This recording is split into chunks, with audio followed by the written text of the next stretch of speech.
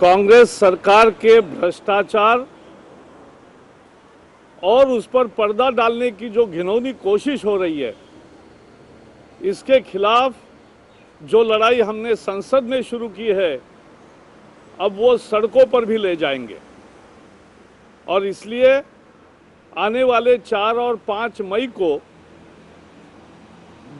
देश के सभी राज्यों के राजधानियों में धरना प्रदर्शन होगा, राज्यपाल को ज्ञापन सौंपा जाएगा और भारतीय जनता पार्टी के नेता जगह जगह पहुंचेंगे और लोगों को संबोधित करेंगे। कांग्रेस के इस पाप को देश के जनता के सामने काबिल तरीके से रखेंगे। Bharatiya Janata party has decided to take the fight against the corruption and a massive cover-up by the Congress government to the people of the country, from parliament to the people of the country. So we'll continue our fight in parliament, but we will also take it to the people, and on 4th and 5th of May, Bharatiya Janata Party will organize massive protest and dharnas in all the state capitals against the massive corruption of the Congress regime and against the massive cover-up which they are indulging into shamelessly. जिस बेशर्मी के साथ भ्रष्टाचार पर पर्दा डालने की कोशिशें हो रही है और जिस तरह से सीबीआई के जांच को प्रभावित करने की कोशिश हो रही है, इसके खिलाफ यह आंदोलन अब जनता में भी होगा और संसद में भी चलेगा। प्रधानमंत्री कहते हैं कि दुनिया हंस रही है देश को कि पार्लियामेंट नहीं चल रहा है। इसलिए प्रधानमंत्री, सच्चाई यह है कि दुनिया हंस रही है कि देश में कितना भ्रष्टाचार है और इस पर पर्दा डालने की कितनी घिनौनी कोशिश हो रही है। इसके कारण दुनिया हंस रही है। खुद प्रधानमंत्री संदेह के घेरे में।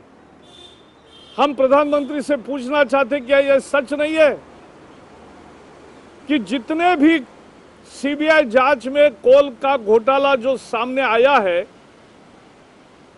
हर एक कोल की खदान आपके हस्ताक्षर से नहीं आवंटित हुई है। We want to ask the Prime Minister, whatever cases have come to the light in the coal scam, is it not a fact that Prime Minister, you yourself have signed the allocation of the coal blocks which are now found to be tainted? This is absolutely worst kind of corruption. This was revealed because of our complaint to the CVC, which it forwarded to CBI. CVC is authorized to see the CBI report. CVC is not demanding the CBI report, but before going to the court, the government is. सरकार ही CBI का report देख रही है, ऐसा दुनिया ने कभी नहीं देखा। और उच्चतम न्यायालय के कहने के बाद और प्रधानमंत्री कहते हैं कि कानून मंत्री इस्तीफा नहीं देंगे। कानून मंत्री इस्तीफा नहीं देंगे तो कानून मंत्री का प्रधानमंत्री ह्यूमन शील्ड के जैसा उपयोग कर रहे हैं, क्योंकि उनको लगता है कि अगर कानून मंत्री को इस्तीफा देना पड़ा तो सीधी आंच उन तक पहुंचेगी।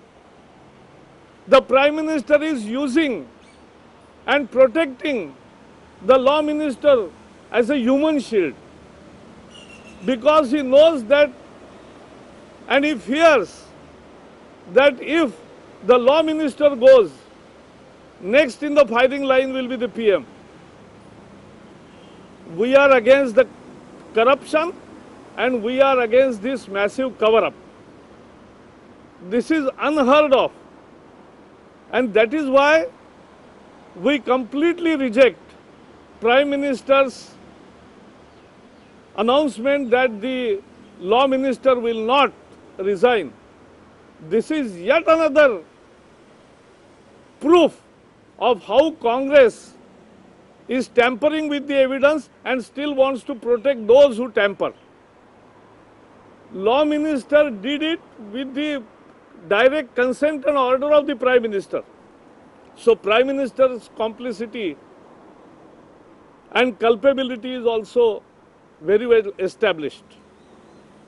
प्रधानमंत्री के इशारे पर ही उन्होंने सीबीआई की रिपोर्ट को देखा। हम पूछना चाहते कि प्रधानमंत्री कार्यालय के संयुक्त सचिव को कौन सा अधिकार है, किस अधिकार में उन्होंने देखा सीबीआई की रिपोर्ट को।